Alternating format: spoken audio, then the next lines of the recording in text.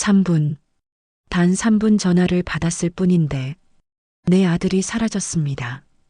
그날이 제 인생의 마지막 날이 될 줄 알았다면 저는 그 전화를 받지 않았을 겁니다. 아니, 애초에 바닷가에 가지도 않았겠죠. 하지만 인생은 늘 그렇듯이 가장 평범한 순간에 가장 큰 비극이 찾아옵니다. 2013년 7월 15일 오후 3시, 부산 해운대 백사장은 여름 휴가철을 맞아 사람들로 북적였습니다. 파도 소리, 아이들의 웃음소리, 파라솔 아래서 들려오는 음악 소리. 그 모든 것이 평화로웠습니다. 저는 당시 35살이었고 5살 된 아들 준호와 단둘이 바닷가에 나왔습니다. 엄마, 나 모래성 더 크게 만들 거야. 준호가 작은 손으로 모래를 퍼올리며 말했습니다. 햇볕에 그을린 아이의 볼이 빨갛게 익어가고 있었죠. 저는 선크림을 더 발라주며 웃었습니다. 우리 준호가 건축가가 되려나 보네. 그때였습니다. 제 휴대폰이 울렸습니다. 남편이었죠. 회사에서 급한 일이 생겼다며 거래처 전화번호를 물어봤습니다. 저는 핸드백을 뒤적이며 수첩을 찾았습니다. 바람에 날리는 페이지들을 잡느라 정신이 없었죠. 여보세요? 잠깐만요. 여기 어디 적어놨는데. 아, 찾았어요. 10. 전화를 끊고 고개를 돌렸을 때 준호가 있던 자리에는 무너진 모래성만 남아 있었습니다. 처음엔 화장실이라도 간 줄 알았습니다. 주변을 둘러봤죠. 파라솔 뒤쪽, 매점 앞, 샤워장 근처. 아이는 보이지 않았습니다. 준호야? 김준호. 목소리가 점점 커졌습니다. 사람들이 저를 쳐다보기 시작했죠. 누군가 물었습니다. 아이 잃어버리셨어요? 그 순간 제 가슴이 무너져 내렸습니다. 잃어버렸다는 단어가 현실이 되는 순간이었습니다. 파란색 티셔츠에 공룡 그림. 키는 이만해요. 5살이에요. 제 말은 점점 빨라졌고 숨은 가빠졌습니다. 해수욕장 안내 방송이 울려 퍼졌습니다. 5살 남자아이를 찾습니다. 이름은 김준호, 파란색 공룡 티셔츠를 입고 있습니다. 10분이 지났습니다. 30분이 지났습니다. 1시간이 지났습니다. 해경이 출동했습니다. 경찰이 왔습니다. CCTV를 확인했지만 그 시간대 카메라는 태양 역광 때문에 제대로 찍히지 않았다고 했습니다. 수색대가 바다를 뒤졌습니다. 인근 화장실, 주차장, 도로변까지 샅샅이 찾았습니다. 해가 지고 있었습니다. 붉은 노을이 바다를 물들였죠. 평소라면 아름답다고 생각했을 풍경이 그날은 지옥의 색깔로 보였습니다. 부인, 일단 경찰서로 가시죠. 실종 신고를 정식으로 접수하고. 경찰관의 말이 귀에 들어오지 않았습니다. 저는 그저 바다만 바라봤습니다. 혹시 준호가 파도에 휩쓸려 간 건 아닐까? 아니면 누군가 데려간 걸까? 준호야, 엄마야, 어디 있니? 목이 찢어지도록 소리쳤습니다. 대답은 파도 소리뿐이었죠. 남편이 도착했을 때는 밤 9시였습니다. 그는 저를 보자마자 소리쳤습니다. 어떻게 애를 잃어버려? 뭐하고 있었어? 전화 받느라. 잠깐만. 잠깐? 잠깐이 뭐야? 우리 아들이 없어졌다고. 저는 그 자리에 무릎을 꿇었습니다. 모래가 무릎에 박혔지만 아프지도 않았습니다. 그저 텅 빈 가슴만 느껴졌죠. 그날 밤 저희는 해변에서 밤을 새웠습니다. 혹시라도 준호가 돌아올까 봐서요. 새벽 바다는 검고 차가웠습니다. 파도가 칠 때마다 준호가 부르는 것 같았습니다. 엄마, 엄마. 환청이었겠죠. 하지만 저는 계속 대답했습니다. 여기 있어. 엄마 여기 있어. 다음 날 전국에 준호의 사진이 뿌려졌습니다. 방송국에서 연락이 왔고 신문에도 실렸습니다. 해운대에서 실종된 5살 아동 김준호 군을 찾습니다. 하지만 아무런 제보도 들어오지 않았습니다. 준호는 그렇게 연기처럼 사라졌습니다.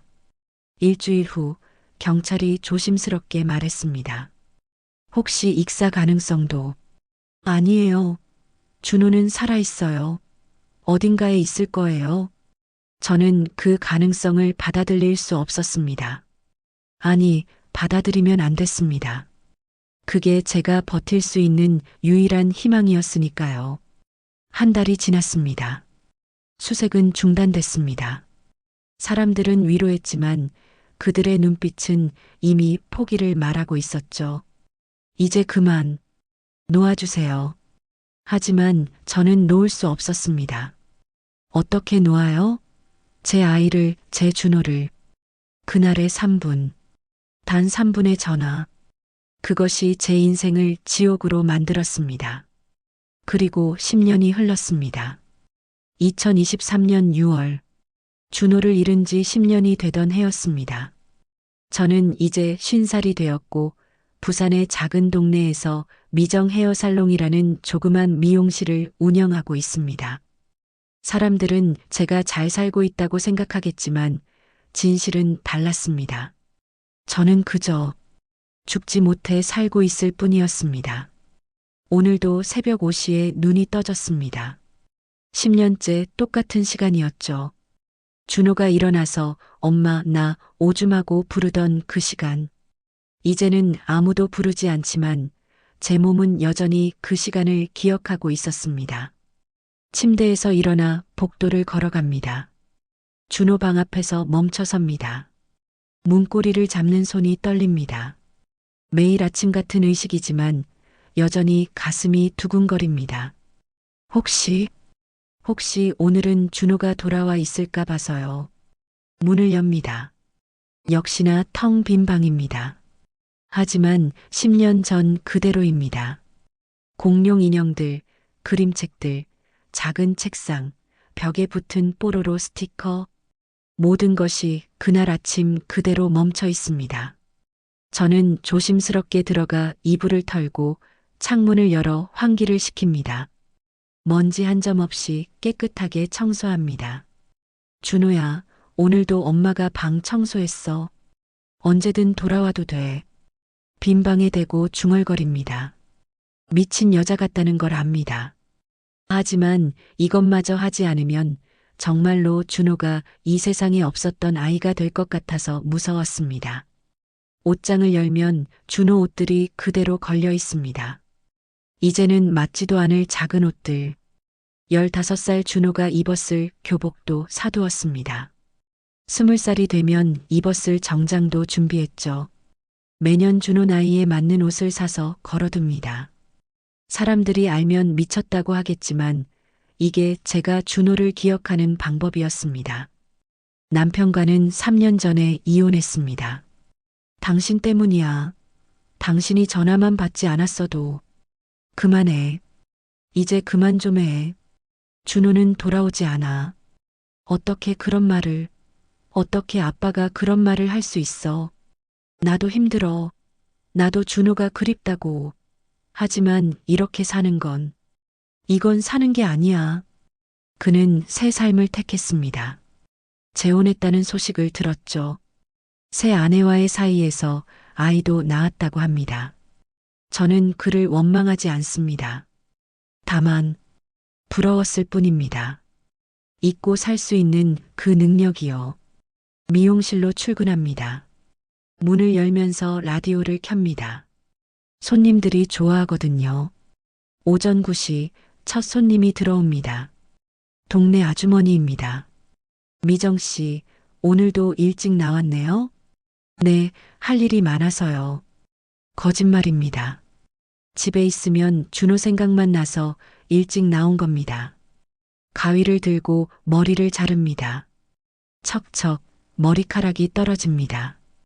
이 일을 하는 동안만은 아무 생각도 하지 않을 수 있습니다. 손이 기억하는 대로 움직이면 되니까요. 그런데 오후 2시쯤 한 아이가 엄마 손을 잡고 들어왔습니다. 우리 아이 머리 좀 잘라주세요. 5살쯤 된 남자아이였습니다. 준호와 비슷한 나이. 아이가 의자에 앉자 제 손이 떨리기 시작했습니다. 아줌마, 저 멋있게 잘라주세요. 아이의 목소리가 준호와 닮았습니다. 아니, 제가 그렇게 듣고 싶었던 겁니다. 가위를 든 손이 멈췄습니다. 눈물이 났습니다. 어머, 왜 그러세요? 괜찮으세요? 아, 죄송해요. 눈에 머리카락이 들어가서 거짓말이었습니다. 그냥 준호가 생각나서 온 겁니다. 화장실로 뛰어가 한참을 울었습니다. 10년이 지났는데도 여전히 이렇습니다. 아이만 보면 눈물이 나고 바닷가 근처만 가도 숨이 막힙니다. 저녁이 되면 집으로 돌아갑니다. 혼자 먹는 저녁, TV를 켜놓습니다. 적막함을 견딜 수 없거든요. 뉴스가 나옵니다.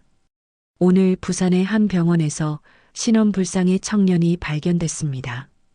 이 청년은 약 10년 전의 기억을 모두 잃은 상태로 자신이 누구인지 전혀 기억하지 못한다고 합니다. 경찰은 잠깐 귀를 기울였다가 다시 고개를 돌립니다. 남의 일이겠죠. 준호는 아직 어리니까. 23살. 그래요. 준호가 살아있다면 지금 23살이 되었을 겁니다. 대학생이 되었겠죠. 여자친구도 생겼을까요?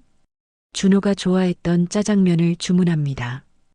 혼자 먹기엔 너무 많지만 늘 2인분을 시킵니다. 준호 자리에 그릇을 놓고 혼자 대화합니다. 준호야, 오늘 학교는 어땠어? 친구들이랑 잘 지냈어? 그래, 우리 준호는 착하니까 친구들이 다 좋아하겠지? 미친 짓이라는 걸 압니다. 하지만 이렇게라도 하지 않으면 준호가 정말로 없는 아이가 될 것 같아서 밤 10시 준호 방에 들어가 인형들에게 이불을 덮어줍니다. 잘 자, 준호야. 내일 꼭 돌아와야 해. 엄마가 기다릴게. 불을 끄고 나옵니다. 복도에서 뒤를 돌아봅니다. 어둠 속에서 준호가 엄마 나도 잘 자 하고 대답할 것 같습니다. 하지만 들리는 건 시계 소리뿐입니다. 또 하루가 지났습니다. 준호 없는 3650번째 날이었습니다. 일기를 씁니다. 10년째 쓰는 일기. 첫 문장은 늘 같습니다. 준호야, 오늘도 엄마는 너를 기다렸어. 마지막 문장도 늘 같습니다. 내일은 꼭 돌아와. 창밖을 봅니다. 별이 떴습니다. 사람들은 죽으면 별이 된다고 하죠. 하지만 저는 믿지 않습니다. 준호는 살아있습니다. 어딘가에서 다른 모습으로, 다른 이름으로라도 분명 살아있을 겁니다. 그렇게 믿어야만 저도 내일을 살 수 있으니까요. 전화가 울립니다. 동생입니다. 언니, 내일 병원 같이 가자. 상담이라도 받아봐. 난 안 아파. 언니가 안 아픈 게 아니라 너무 아파서 모르는 거야. 전화를 끊습니다. 저는 치료받고 싶지 않습니다. 이 아픔마저 사라지면 준호와의 연결고리마저 끊어질 것 같아서요. 내일도 똑같은 하루가 시작될 겁니다. 준호 방을 청소하고 미용실에 출근하고 아이들을 보며 울고 혼자 저녁을 먹고 준호를 기다리다 잠들겠죠. 이게 제 삶입니다. 죽지 못해 사는 삶. 하지만 며칠 후 제 인생을 완전히 바꿀 한 청년이 미용실 문을 열고 들어올 줄은 그때는 꿈에도 몰랐습니다. 2023년 6월 25일. 그날따라 유난히 비가 많이 왔습니다. 장마철이 시작되는 월요일 오후 손님도 없어서 저는 가위를 정리하며 창밖을 보고 있었습니다. 빗방울이 유리창을 타고 흘러내리는 모습이 마치 제 눈물 같았죠. 그때였습니다. 미용실 문이 열리면서 방울소리가 울렸습니다. 처음엔 그저 비를 피하러 들어온 사람인 줄 알았습니다. 하지만 그 청년은 문 앞에서 우산을 털더니 조심스럽게 안으로 들어왔습니다. 흠뻑 젖은 검은 머리, 큰 키, 그리고 이상하게 낯익은 눈매. 저는 미소를 지으며 물었습니다. 프로다운 미소였죠. 어서 오세요. 머리 자르러 오셨어요? 청년이 머뭇거리며 대답했습니다.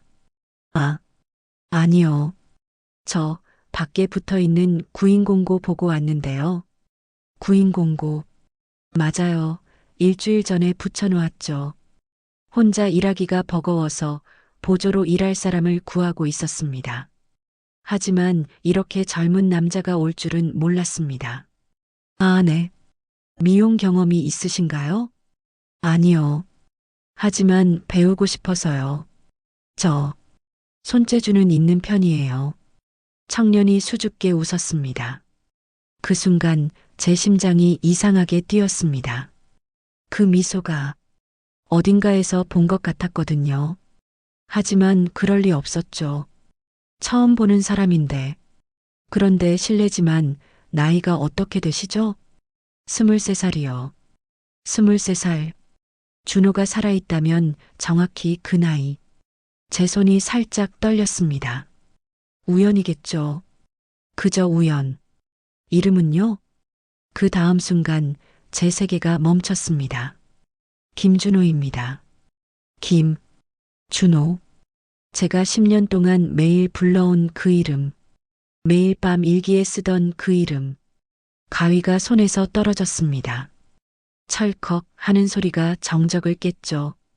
청년이 놀라서 가위를 주워 건넸습니다. 괜찮으세요? 아, 네. 죄송해요. 손이 미끄러워서 거짓말이었습니다. 그 이름 때문에 놀란 겁니다. 하지만 말할 수 없었죠. 미친 여자로 보일 테니까. 저는 떨리는 목소리를 감추려 애쓰며 물었습니다. 그런데 부모님은 뭐라고 하세요? 미용실에서 일한다고 하면. 청년의 표정이 어두워졌습니다. 부모님이 안 계세요. 아니, 정확히는 기억이 안 나요. 기억이 안 난다고요? 네. 10년 전쯤 사고가 있었다고 하는데 그 이전 기억이 전부 없어요. 제 이름도 병원에서 임시로 지어준 거예요. 신기하게도 제가 준호라는 이름을 계속 중얼거렸다고 해서 제 온몸에 소름이 돋았습니다. 10년 전 준호라는 이름, 23살의 나이. 이 모든 게 우연일까요? 아니면 청년이 계속 말했습니다. 최근에 보육원에서 독립했어요. 그래서 일자리를 찾고 있었는데 여기 공고를 보고 왠지 끌려서 왔어요. 이상하게 미용실이 낯설지 않더라고요. 낯설지 않다. 그 말에 제 가슴이 쿵쿵 뛰었습니다. 정말 혹시 이 아이가? 아니야. 김미정, 정신 차려. 내가 얼마나 많은 환상을 받는지 알잖아. 길에서 비슷한 아이만 봐도 준호인 줄 알고 쫓아간 적이 얼마나 많아. 이번도 그런 거야. 그저 이름이 같을 뿐이야. 하지만 제 눈은 계속 청년을 관찰했습니다. 콧날의 각도, 귓볼의 모양, 손가락의 길이. 준호와 닮은 점을 찾으려 애썼죠. 미친 짓인 걸 알면서도 멈출 수 없었습니다. 그럼 일해 보실래요? 처음엔 청소나 샴푸 같은 간단한 일부터 시작하겠지만. 정말요? 감사합니다. 청년이 환하게 웃었습니다. 그리고 그때 저는 봤습니다. 왼쪽 볼에 살짝 파인 보조개를. 준호에게도 있었던 정확히 같은 위치의 보조개를. 심장이 터질 것 같았습니다. 하지만 티를 낼 수 없었죠. 그저 서류를 꺼내며 말했습니다.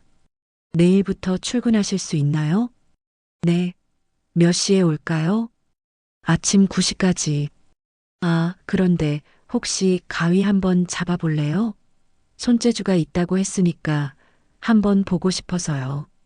저는 미용 가위를 건넸습니다. 청년이 가위를 잡는 순간 또 한 번 놀랐습니다. 가위를 잡는 자세가 너무 자연스러웠거든요. 마치 오래전부터 잡아본 사람처럼. 이상해요. 청년이 중얼거렸습니다. 뭐가요? 이 가위, 왜 이렇게 손에 익죠? 처음 잡아보는 건데. 그 순간 저는 확신했습니다. 아니, 확신하고 싶었습니다. 이 아이가 준호라고, 10년 만에 돌아온 내 아들이라고. 하지만 입 밖으로 꺼낼 수 없었습니다. 만약 제가 틀렸다면? 만약 이 아이가 정말 다른 사람이라면? 또다시 희망을 품었다가 무너지는 건 견딜 수 없었습니다. 청년이 가위를 내려놓으며 말했습니다. 내일 봬요, 사장님. 잠깐. 제가 무의식 중에 불렀습니다. 청년이 돌아봤죠. 혹시 바다 좋아해요? 뜬금없는 질문이었지만 물어보지 않을 수 없었습니다. 청년이 잠시 생각하더니 대답했습니다. 잘 모르겠어요. 그런데 이상하게 바다만 가면 숨이 막혀요. 왜 그런지 모르겠지만 무서워요, 바다가. 바다가 무섭다. 해운대에서 사라진 준호라면 당연히 그럴 겁니다. 청년이 나간 후 저는 그 자리에 주저앉았습니다. 다리에 힘이 풀렸거든요. 눈물이 났습니다. 기쁜 건지 무서운 건지 슬픈 건지 알 수 없는 눈물이었습니다. 휴대폰을 꺼내 10년 전 준호 사진을 봤습니다. 5살 준호와 23살 청년. 물론 얼굴이 많이 변했지만 눈매는 똑같았습니다. 그 맑고 순수한 눈매는. 그날 밤 저는 일기를 썼습니다. 준호야, 오늘 너와 똑같은 이름을 가진 청년이 왔어. 23살이래. 너랑 같은 나이야. 그 아이를 보는데 내가 돌아온 것 같았어. 미친 생각인 거 알아. 하지만 만약, 정말 만약에 그 아이가 너라면. 펜을 놓았습니다. 더 이상 쓸 수 없었습니다. 희망과 절망 사이에서 흔들리는 제 마음을 글로 표현할 수 없었거든요. 창밖을 봤습니다. 비는 그쳤고 달이 떠 있었습니다. 10년 만에 처음으로 내일이 기다려졌습니다. 그 청년이 정말 준호일까요? 아니면 또 한 번의 잔인한 우연일까요? 내일 아침 9시 그 답을 찾기 시작할 겁니다. 설마 정말로 하늘이 제게 기적을 준 걸까요? 일주일이 지났습니다. 준호. 아니, 그 청년과 함께 일한 지 일주일. 저는 매일 그를 관찰했습니다. 마치 탐정이 된 것처럼 그의 모든 행동과 말투, 습관을 기록했죠. 그리고 놀라운 일들이 하나둘 일어나기 시작했습니다. 첫 번째는 그가 무의식적으로 보이는 행동들이었습니다. 어느 날 점심시간 저는 김밥을 먹으려고 포장을 풀었습니다. 그런데 청년이 갑자기 제 김밥에서 단무지를 빼더니 자기 쪽으로 가져가는 거였습니다. 너무나 자연스럽게 마치 늘 그래왔던 것처럼. 죄송해요. 제가 왜 이랬죠? 청년이 깜짝 놀라며 사과했습니다. 하지만 저는 오히려 가슴이 뭉클했습니다. 준호도 단무지를 유난히 좋아했거든요. 제 김밥에서 단무지만 쏙쏙 빼먹곤 했죠. 두 번째는 더 놀라웠습니다. 미용실 라디오에서 오래된 동요가 흘러나왔습니다. 곰 3마리였죠. 청년이 무의식적으로 따라 부르기 시작했습니다. 그런데 아빠 곰은 뚱뚱해, 엄마 곰은 날씬해, 아기 곰은 너무 귀여워, 으쓱으쓱 잘한다. 마지막 가사를 히쭉히쭉이 아니라 으쓱으쓱으로 부른 겁니다. 준호만의 독특한 개사였죠. 5살 준호가 늘 그렇게 불렀습니다. 제가 아무리 고쳐줘도 으쓱으쓱이 더 재밌어요. 라고 고집부렸던. 사장님, 왜 그러세요? 청년이 제 표정을 보고 물었습니다.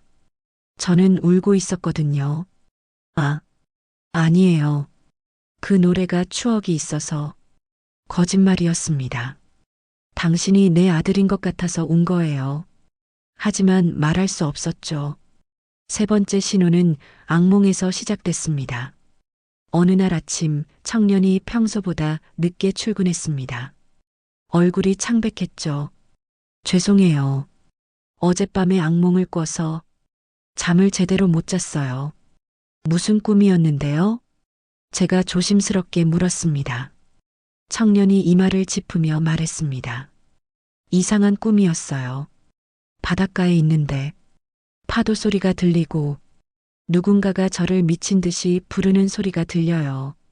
제 심장이 멎는 것 같았습니다. 누가 부르던가요? 잘 모르겠어요. 여자 목소리였는데, 준호야, 준호야, 돌아와. 이렇게 울면서 부르는데 너무 슬프고 무서워서 도망치고 싶은데 몸이 안 움직여요. 그건 제 목소리였습니다. 10년 전 해운대에서 미친 듯이 준호를 부르던 제 목소리. 어떻게 그 아이가 그 목소리를 기억할 수 있을까요? 이건 우연이 아니었습니다. 그리고요. 청년이 계속 말했습니다. 꿈에서 제가 계속 누군가를 찾아요. 엄마 어디 있어요? 이렇게 울면서.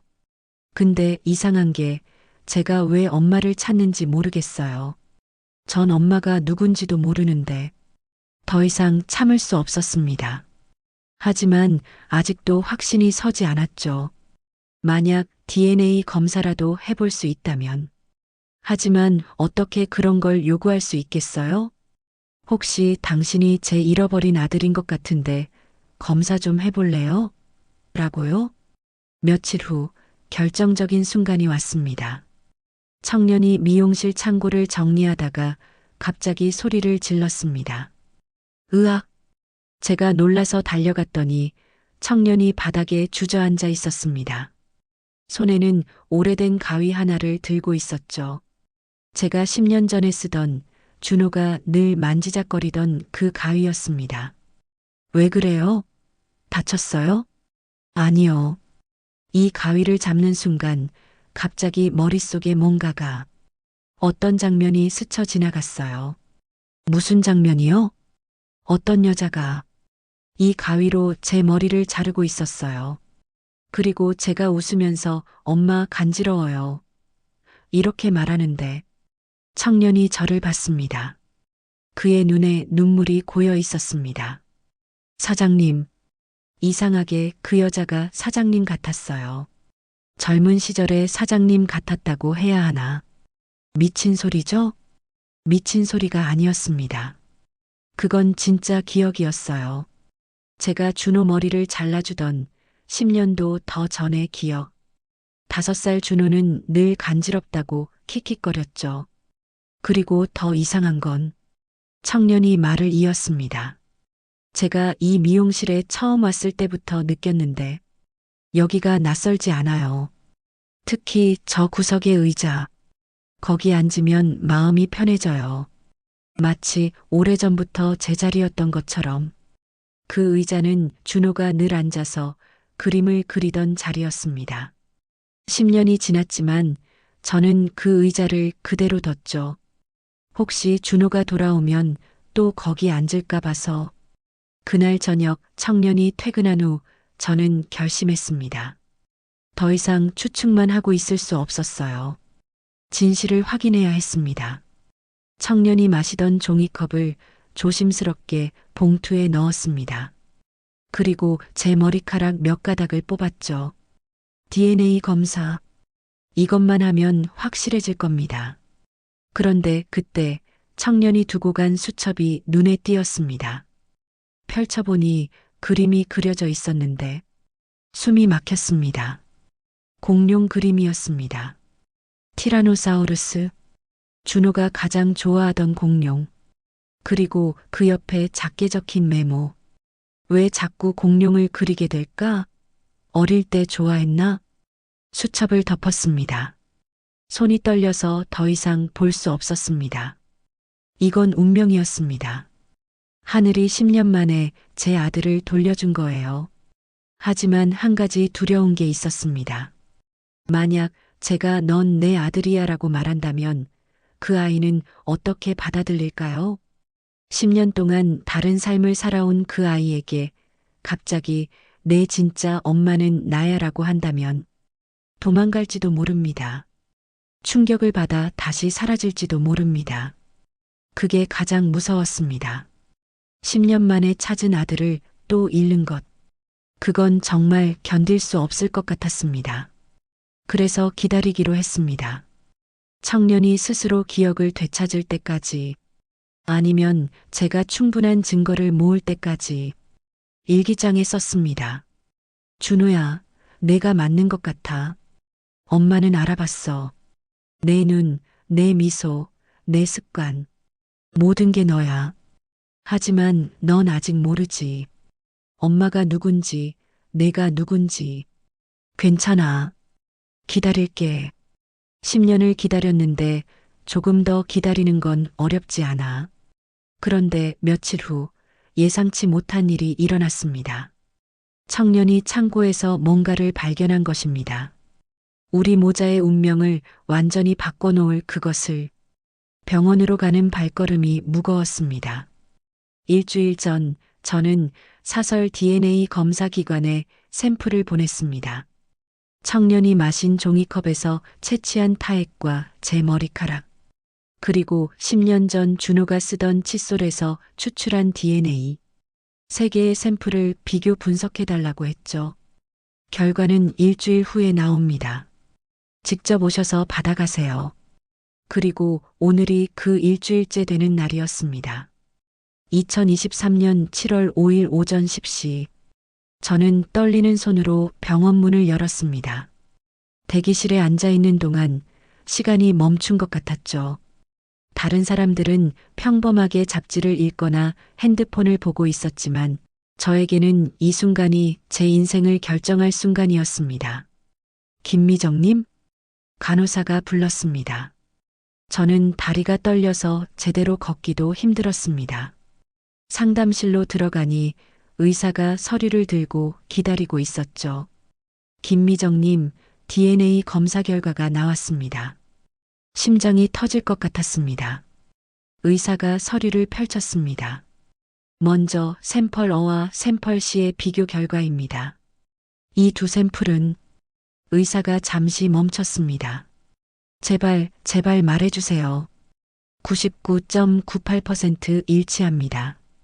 모자 관계로 확정됩니다. 그 순간 세상이 멈췄습니다. 99.98%. 과학이 증명한 진실. 그 청년은 제 아들 준호가 맞았습니다. 그리고 샘플 B와 샘플 C도 동일 인물로 확인됩니다.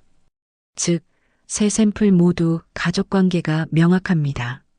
저는 그 자리에서 무너졌습니다. 의자에서 미끄러져 바닥에 주저앉았죠. 울지도 웃지도 못했습니다. 그저 멍하니 있을 뿐이었습니다. 괜찮으세요? 물 좀 드릴까요? 의사가 걱정스럽게 물었지만 저는 고개만 저었습니다. 괜찮지 않았지만 동시에 이렇게 괜찮은 적도 없었습니다. 10년, 3650일, 87,600시간. 그 모든 기다림이 헛되지 않았다는 증거를 손에 쥐고 있었으니까요. 감사합니다. 정말 감사합니다. 의사에게 인사하고 나왔습니다. 병원 밖으로 나오자 햇빛이 눈부셨습니다. 10년 만에 처음으로 세상이 밝게 보였죠. 그런데 집으로 돌아오는 길에 갑자기 두려움이 밀려왔습니다. 이제 어떻게 해야 할까요? 준호에게 어떻게 말해야 할까요? 너는 내 아들이야. 10년 전에 해운대에서 사라진 5살 꼬마가 바로 너야. 이렇게 말한다면 준호는 어떻게 받아들일까요? 23년 인생이 한순간에 뒤집히는 건데 그 충격을 감당할 수 있을까요? 더 무서운 건 다른 거였습니다. 만약 준호가 저를 원망한다면? 왜 절 잃어버렸어요? 왜 저를 지키지 못했어요? 그런 말을 듣는다면 저는 견딜 수 있을까요? 미용실에 도착했을 때 준호가 이미 와서 청소를 하고 있었습니다. 사장님, 늦으셨네요? 어디 다녀오셨어요? 응. 잠깐 병원에. 어디 아프세요? 준호가 걱정스럽게 물었습니다. 그 눈빛이 너무 따뜻해서 저는 또 울 것 같았습니다. 아니야. 그냥 정기검진. 거짓말이었죠. 하지만 진실을 말할 용기가 없었습니다. 그날 하루 종일 저는 준호를 바라봤습니다. 이제는 확실히 알았으니 더 많은 것들이 보였습니다. 웃을 때 살짝 올라가는 입꼬리의 각도, 집중할 때 혀를 살짝 내미는 버릇, 머리카락을 귀 뒤로 넘기는 손짓, 모든 것이 5살 준호와 똑같았습니다. 사장님, 오늘 왜 자꾸 저를 보세요? 제가 뭘 잘못했나요? 아니야. 그냥 열심히 일하는 게 기특해서. 또 거짓말이었습니다. 내 아들이라서 10년 만에 찾은 내 아들이라서 본 거예요. 퇴근 시간이 되자 준호가 가방을 메면서 말했습니다. 사장님, 저 내일은 좀 늦을 것 같아요. 병원에 가봐야 해서요. 병원? 어디 아파? 아니요. 그게 기억을 되찾을 수 있을지도 모른다고 해서 최면 치료를 받아보려고요. 최면 치료. 그걸 받으면 모든 기억이 돌아올지도 모릅니다. 저를 엄마로 기억할지도 모르죠. 하지만 동시에 납치당했던 그 끔찍한 기억도 떠오를 겁니다. 꼭 해야 해? 네. 저도 제가 누구인지 알고 싶어요. 부모님이 계신지, 왜 저를 찾지 않는지. 찾았어요. 10년 동안 미친 듯이 찾았어요. 하지만 당신이 기억을 잃어서 다른 이름으로 살아서 찾을 수 없었던 거예요. 말하고 싶었지만 그러지 못했습니다. 대신 다른 말을 했죠.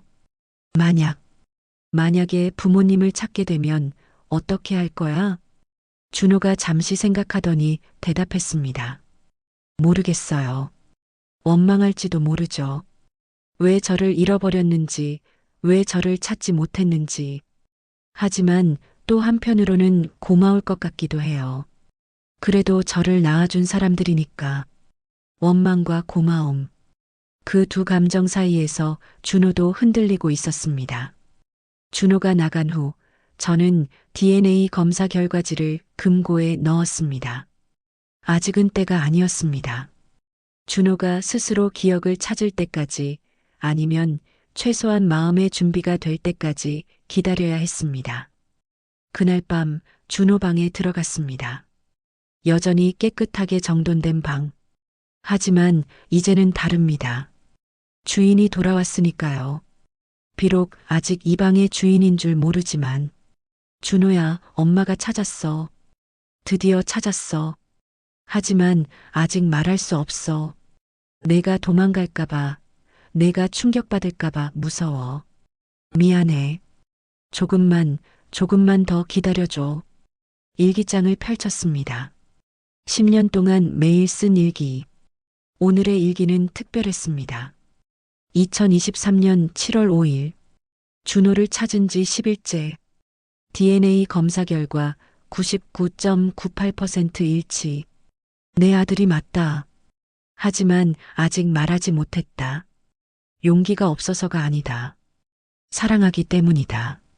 10년을 기다렸으니 조금 더 기다릴 수 있다. 준호가 준비될 때까지. 펜을 놓고 창밖을 봤습니다. 별이 유난히 밝았습니다. 내일 준호는 최면 치료를 받는다고 했죠. 만약 거기서 모든 걸 기억한다면 그때는 어떻게 해야 할까요? 하지만 한 가지는 확실했습니다. 무슨 일이 있어도 다시는 준호를 놓치지 않을 거라는 것. 이번엔 절대로 놓치지 않을 겁니다. 운명의 그날은 평범하게 시작됐습니다. 2023년 7월 10일 월요일. 장마가 시작되면서 미용실은 한산했고 준호는 창고 정리를 하고 있었습니다. 저는 손님이 없는 김에 재고 정리를 하고 있었죠. 그때였습니다. 사장님, 이거 뭐예요? 창고에서 준호의 떨리는 목소리가 들려왔습니다. 달려가 보니 준호가 오래된 상자 하나를 열고 있었습니다. 제가 10년 동안 한 번도 열지 않았던 준호와의 추억이 담긴 상자였죠. 안에는 사진이 가득했습니다. 5살 준호와 제가 찍은 수백 장의 사진들, 해운대에서 찍은 사진, 동물원에서 찍은 사진, 생일 파티 사진, 미용실에서 장난치는 사진, 준호가 떨리는 손으로 사진 한 장을 들어 올렸습니다. 5살 아이가 제 무릎에 앉아 환하게 웃고 있는 사진이었죠. 이 아이, 저예요. 준호의 목소리가 갈라졌습니다. 이 아이가 저란 말이에요. 얼굴이, 제 어릴 때 얼굴이에요. 더 이상 숨길 수 없었습니다. 준호가 사진을 들고 제게 다가왔습니다. 그의 눈에는 혼란과 충격이 가득했죠. 사장님, 이 사진 속 아이가 저예요. 왜 사장님이 제 어릴 적 사진을 갖고 있죠? 왜 저랑 찍은 사진이 이렇게 많죠? 저는 대답할 수 없었습니다. 목이 메어서 설마. 준호가 뒷걸음질 쳤습니다. 사진이 손에서 떨어졌죠. 사장님이 제 엄마예요? 더 이상 부정할 수 없었습니다. 저는 무릎을 꿇었습니다. 준호야, 넌 내 아들이야. 정적이 흘렀습니다. 빗소리만이 창문을 두드렸죠. 거짓말이죠? 농담이죠? 아니야. 넌 10년 전 해운대에서 사라진 내 아들이야. 5살이었어. 엄마가 잠깐 전화 받는 사이에 내가 사라졌어. 준호가 머리를 감싸 쥐었습니다. 그럼 제 지난 10년은 뭐예요? 제가 알고 있던 모든 게 거짓이었단 말이에요? 준호야. 아니에요. 전 김준호가 아니에요. 병원에서 지어준 이름이라고요. 준호가 소리쳤습니다. 10년 만에 처음으로 제 아들이 제게 소리를 질렀습니다. DNA 검사도 했어. 99.98% 일치해. 넌 내 아들이 맞아. 검사 결과지를 꺼내 보여줬습니다. 준호는 종이를 낚아채 읽었죠. 그의 손이 점점 더 떨렸습니다. 왜 이제 말하는 거예요? 왜 처음부터 말하지 않았어요? 무서웠어. 내가 충격받을까봐. 내가 도망갈까봐. 그래서 속인 거예요? 한 달 동안 매일 만나면서 속인 거예요? 준호의 눈에 눈물이 고였습니다. 배신감, 분노, 혼란. 모든 감정이 뒤섞여 있었죠. 당신 때문이잖아요. 당신이 절 제대로 보지 않아서 당신 때문에 제 인생이 망가진 거잖아요. 그 말이 칼처럼 가슴에 박혔습니다. 하지만 부정할 수 없었죠. 제가 3분 동안 전화를 받지 않았다면 준호는 사라지지 않았을 테니까. 미안해. 정말 미안해. 미안하다고요? 그게 끝이에요? 준호가 문으로 향했습니다. 어디 가니?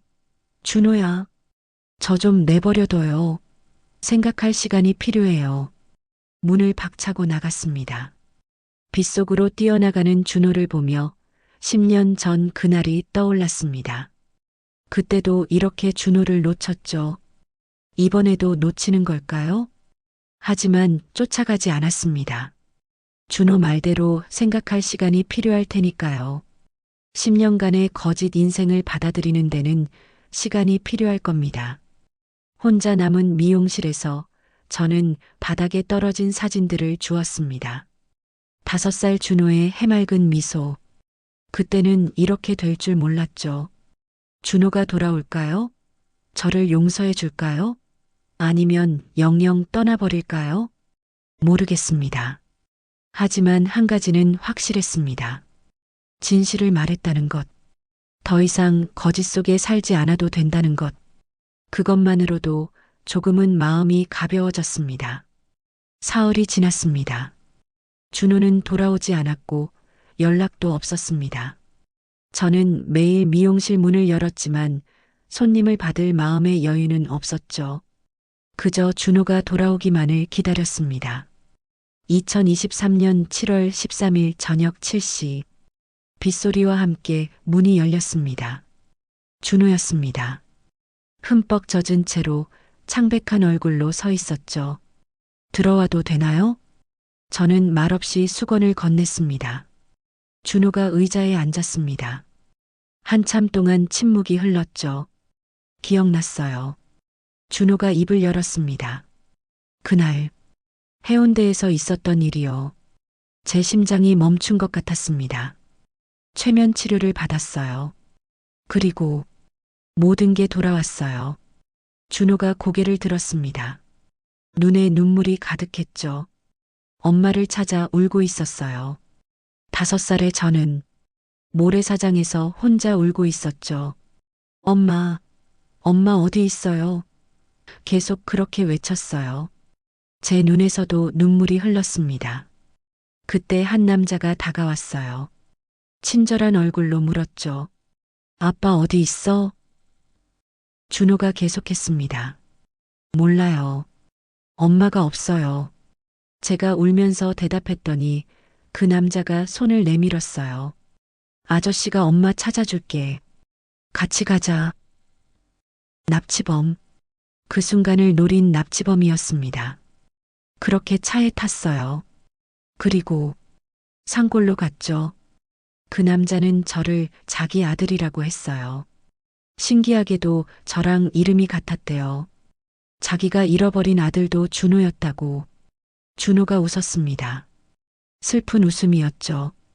10년 동안 그 사람 아들로 살았어요. 학교도 안 보내고 집에만 가뒀죠. 그러다 3년 전에 그 남자가 죽었어요. 병으로요. 죽으면서 사과했대요. 미안하다. 내가 내 아들이 아닌 건 알았다고.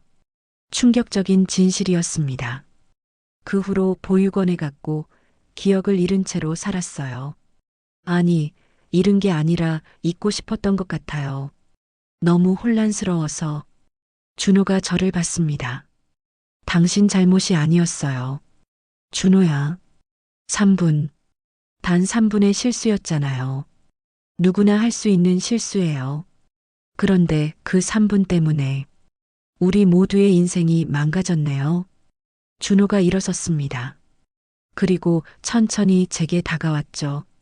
엄마. 10년 만에 듣는 그 단어. 준호가 저를 엄마라고 불렀습니다.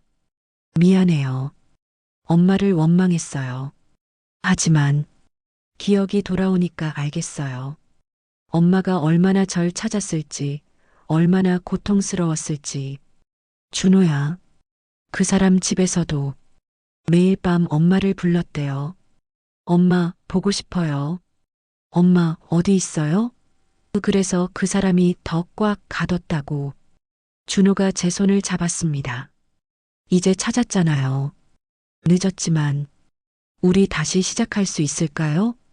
저는 준호를 안았습니다. 10년 만의 포옹이었죠. 미안해. 정말 미안해. 괜찮아요, 엄마. 이제 괜찮아요. 우리는 한참을 울었습니다. 10년간의 그리움과 아픔을 쏟아내듯이 창밖에 비가 그쳤습니다. 구름 사이로 달빛이 비쳤죠. 엄마, 배고파요. 짜장면 먹고 싶어요. 준호가 눈물을 닦으며 말했습니다. 5살 준호가 늘 하던 말이었죠. 그래, 시켜줄게. 탕수육도? 네. 엄마는 단무지 안 먹죠? 제가 다 먹을게요. 웃음이 났습니다. 눈물 섞인 웃음이었지만 10년 만에 진짜 웃음이었습니다. 상처는 남았습니다.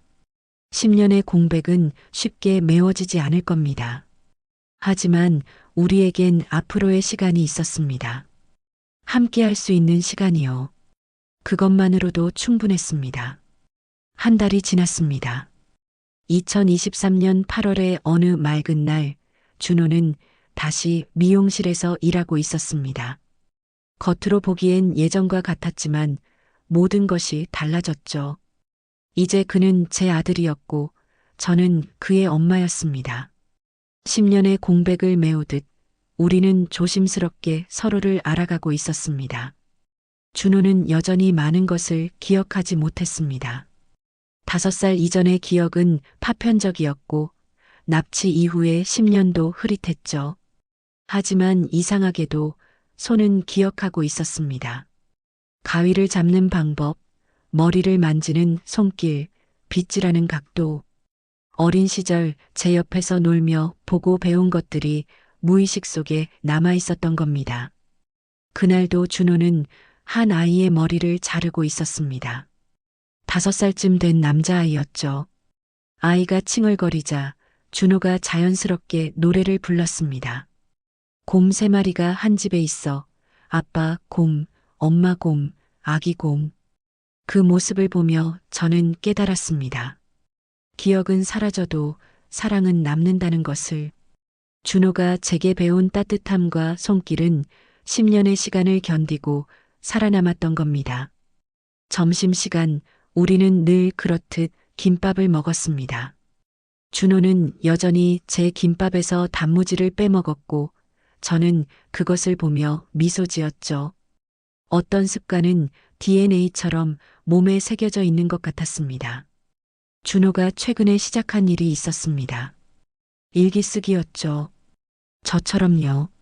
매일 밤 그날 있었던 일과 느낌을 기록했습니다. 잃어버린 10년을 되찾을 순 없지만 앞으로의 날들은 하나도 놓치고 싶지 않다고 했습니다. 어느 날 준호가 제게 일기장을 보여줬습니다. 거기엔 이렇게 적혀 있었습니다. 오늘도 엄마와 함께 일했다.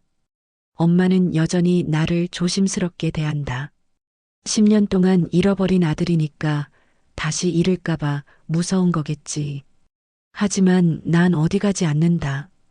이제 집을 찾았으니까. 집. 준호에게 미용실은 집이 되었습니다. 그리고 저는 다시 엄마가 되었죠. 준호 방도 변화가 있었습니다. 10년 동안 5살 아이의 방으로 멈춰있던 그곳을 우리는 함께 23살 청년의 방으로 바꿨습니다. 공룡 인형들은 상자에 넣어 보관했고 새로운 책상과 침대를 들였죠. 하지만 벽에 붙은 뽀로로 스티커는 그대로 뒀습니다. 준호가 추억이라며 남겨두고 싶다고 했거든요. 밤이 되면 저는 여전히 준호 방을 들여다봤습니다. 하지만 이제는 다릅니다. 텅 빈 방이 아니라 준호가 자고 있는 방을 보는 거니까요. 가끔 준호가 잠꼬대를 할 때가 있었습니다. 엄마 하고 부르는 소리에 저는 조용히 방으로 들어가 이불을 덮어주곤 했죠. 우리에게도 어려움은 있었습니다. 준호는 가끔 악몽을 꿨고 저는 죄책감에 시달렸죠. 10년의 공백은 쉽게 메워지지 않았습니다. 하지만 우리는 포기하지 않았습니다. 상담도 받고 함께 산책도 하고 많은 대화를 나눴죠. 특히 기억에 남는 날이 있었습니다. 준호의 24번째 생일이었죠. 10년 만에 함께 보내는 생일이었습니다. 작은 케이크를 준비했고 미용실에서 조촐하게 파티를 했습니다. 촛불을 부는 준호를 보며 저는 10년 동안 혼자 불었던 촛불들을 떠올렸습니다. 매년 준호 생일이면 케이크를 사서 혼자 촛불을 불었거든요. 이제는 준호가 직접 불 수 있다는 게 꿈만 같았습니다. 준호가 소원을 빌고 촛불을 불었습니다. 무슨 소원을 빌었냐고 묻자 비밀이라며 웃었죠. 하지만 저는 알 수 있었습니다. 아마도 우리가 다시는 헤어지지 않기를, 그런 소원이었겠죠. 오늘도 평범한 하루가 지나갑니다. 준호는 손님 머리를 자르고 저는 파마를 하고 점심엔 함께 김밥을 먹습니다. 남들이 보기엔 그저 평범한 미용실의 일상이겠지만 우리에겐 기적 같은 나날들입니다. 창밖을 봅니다. 10년 전 준호를 잃었던 그 여름과 똑같이 맑은 날입니다. 하지만 이제는 다릅니다. 준호가 제 옆에 있으니까요. 손님이 물었습니다. 이 청년이 아드님이에요? 저는 자랑스럽게 대답했습니다. 네, 제 아들입니다. 준호가 수줍게 웃으며 고개를 숙였습니다. 그 모습이 5살 때와 똑같아서 가슴이 뭉클했죠. 해가 지고 우리는 미용실 문을 닫습니다. 함께 집으로 걸어가는 길, 준호가 제 가방을 들어줍니다. 당연한 듯 자연스럽게, 마치 10년의 공백이 없었던 것처럼. 집에 도착해서 준호가 말했습니다. 엄마, 내일도 같이 출근해요. 내일도 모레도 그 다음 날도 우리는 함께일 겁니다. 다시는 놓치지 않을 겁니다. 일기장을 펼칩니다. 10년 동안 준호야, 돌아와로 시작했던 일기. 오늘은 다르게 시작합니다. 준호야, 함께 있어줘서 고마워. 기억은 사라져도 사랑은 남습니다. 잃어버린 시간은 돌아오지 않지만 남은 시간은 우리 것입니다. 그것으로 충분합니다. 지금까지 이야기를 들어주셔서 정말 감사합니다. 구독과 좋아요를 해주시면 앞으로도 실제 있었던 계속해서 무료로 보실 수 있고 잠시 놓쳤던 사연들도 무료 다시 보기를 하실 수 있습니다. 구독과 좋아요는 완전 무료이니 바로 클릭하세요. 댓글도 달아주시면 감사하겠습니다. 이 이야기를 듣는 모든 분들이 행복하시길 바랍니다.